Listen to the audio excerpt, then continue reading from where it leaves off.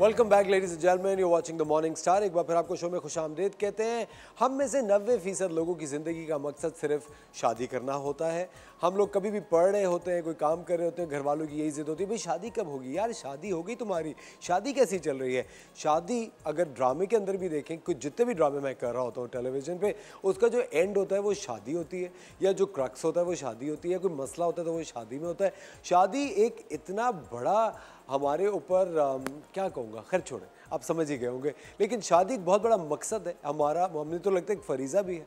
और शादी के लिए जो लोग आसानियाँ पैदा करते हैं, हम उनको बहुत अच्छा दोस्त बना के रखते हैं। एक बहुत ही ज़बरदस्त कंपनी है जिसका नाम है परफेक्ट जोड़ी। मिसेस खलील उसकी फाउंडर हैं और आज हमारे साथ मौजूद हैं। अस्सलाम वालेकुम मिसेस खलील, कैसी हैं आप, खैरियत से? मिसेस खलील 20 साल से परफेक्ट जोड़ी आप रन कर रही हैं, और आपको मैं बिल्कुल सही कह रहा था, मेरे ख्याल से शादी हम लोगों के लिए एक बहुत ही मेजर, एक ज़िंदगी का मेजर मकसद है शादी। और बहुत सारे लोग हैं जो कि कामयाब शादियां गुजारते हैं एक दफ़ा करके सारी ज़िंदगी, कुछ लोग हैं जो कि ट्रायल में रहते ही हैं। मुझे एक बात बताएं, परफेक्ट जोड़ी कैसे आपने स्टार्ट किया, कॉन्सेप्ट आपको कैसे आया? जोड़ी बेसिकली फ्रेंड्स मेरी थी कुछ, जिनके मैंने शादियां करवाई।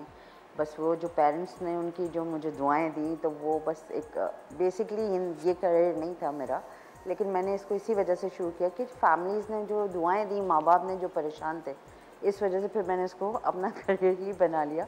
फिर इसको मैंने स्टार्ट कर दिया था अपना। अच्छा, तो 20 साल से ये बिजनेस आप रन कर रही हैं, कोई डिफरेंस आपने महसूस किया पहले और आजकल में, लोगों की डिमांड्स में या शादियों के चलने में? बहुत डिफरेंस है। पहले इतनी डिमांड्स नहीं होती थी लोगों की।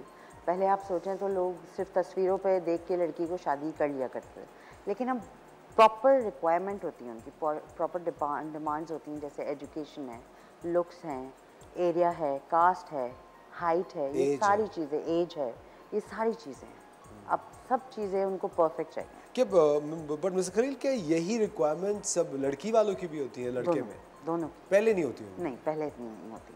हाँ, पहले लड़की वाले बिल्कुल बहुत इजी था, है ना, खामोशी से कोई भी रिश्ता आ जाए तो हम पहले बहुत इजी था, लेकिन अब अच्छी लगी और कर ली। लेकिन मेरे ख्याल से अच्छा ही है, क्वालिटी तो होनी चाहिए। अच्छी बात है, बहुत अच्छी बात है, लेकिन देखें इसमें मुश्किलात ज़्यादा आती हैं लोगों के लिए रिश्तों की, क्योंकि एज बढ़ जाती है। आप जितनी रिक्वायरमेंट रिस्ट्रिक्टेड करेंगे ना, उतनी ही मुश्किलात आएंगी, क्योंकि उसको ढूंढने में टाइम लगता है। फिर वो जल्द से जल्द नहीं हो सकता कि आपने आज रजिस्टर कराया और एक हफ्ते में हो गई, वो हो जाती है नसीब की बात। मुझे एक बात बताएं, अभी आप कह रही हैं कि एज निकल जाती है जी, आपको वाकई ऐसा लगता है कि शादी करने की एज होती है? देखिए, खासकर लड़कियों के लिए होती है। होती है। ये बहुत सारी वजूहत हैं जिसकी वजह से होती है लड़कियों की।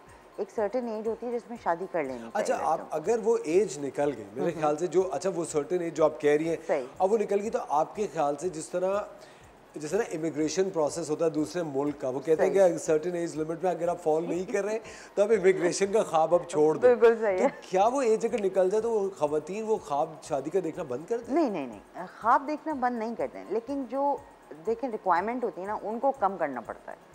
फिर वो उस जो लड़के वालों की यूजुअली रिक्वायरमेंट्स होती है, वो क्या होती है? किस एज की लड़कियां होनी चाहिए? देखिए, मैक्सिमम 30 तक जो है ना इजी होता है, ठीक है। 30 प्लस जो होती हैं वो थोड़ा सा मुश्किल हो जाता है। 30 प्लस के बाद मुश्किल हो जाता है।